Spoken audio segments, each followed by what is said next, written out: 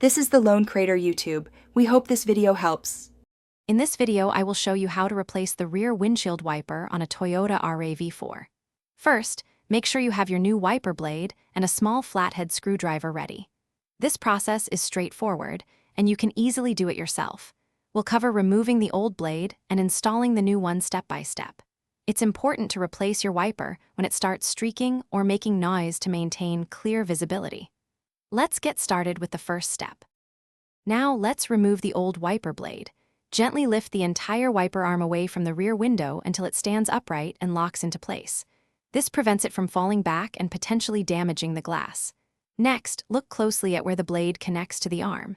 You'll usually find a small tab or clip. Press this tab firmly and then slide the old blade straight off the arm. It should come off with a gentle pull. Remember to keep a firm grip on the arm. With the old blade removed, it's time to install your new one. Take your new wiper blade and align its connector with the end of the wiper arm. Slide the new blade onto the arm until you hear a distinct click. This click indicates that it's securely locked into place. Give it a gentle tug to confirm it's firmly attached and won't come loose during operation.